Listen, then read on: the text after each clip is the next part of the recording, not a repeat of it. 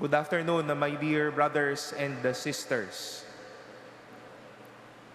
Meron po tayong kasabihan sa Tagalog na madalas ay naririnig natin sa mga nagagawa nating desisyon na nasa huli ang pagsisisi.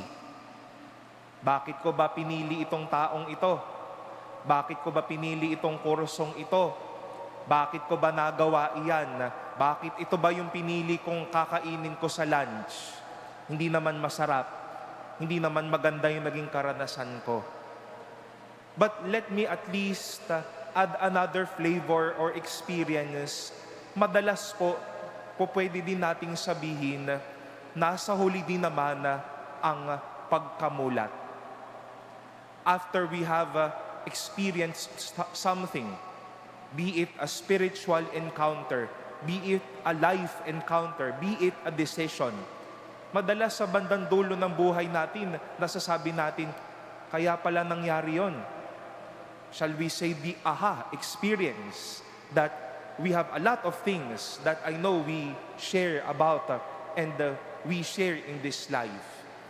Kaya pala tinuro sa akin ito ng aking magulang para magamit ko ngayon. Kaya pala bawal yun para ito yung disiplinang makukuha ko ngayon. And it is but good that for every Christian and every follower of Jesus, we also get to have a healthy sense of realization and reawakening deep within us. Because failure to appreciate and recognize the hand of God, we fail to see how He works and how He pours His grace and love to us. In this prayer of Jeremiah, and shall we say also, the plight of God to His people, Israel, Jeremiah, his people were also praying to God. Gusto namin ng kapayapaan, pero ito yung nakikita natin. We want that our tears be stopped, but still, pain goes as well.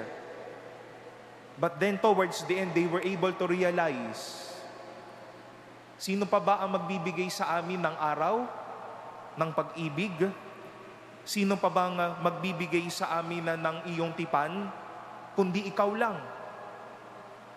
Ikaw tong nagdisiplina sa amin, pero oo nga pala, ikaw pala ding itong magmamahal sa amin at magpapakabuti sa amin.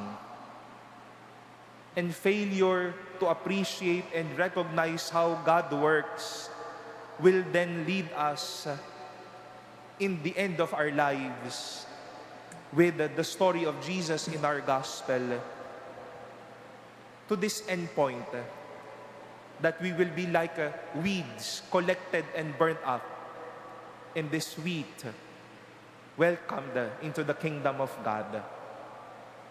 Kapag hindi natin inalala, hindi natin inisip ang madaming pagkilos, madaming presensya, madaming kabutihan ng Diyos, baka ang kaluluwa natin at ang ating sarili ay masunog din, makalimot din, at tumalikod sa Diyos.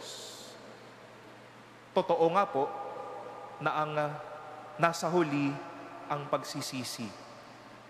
Pero bilang sumusunod kay Jesus, huwag nating ilagay ang pagkamulat sa dulo na lamang. Pero araw-araw, bigyan tayo ng kakayanang mamulat. Kaya pala ako, itinabi ng Diyos sa taong ito.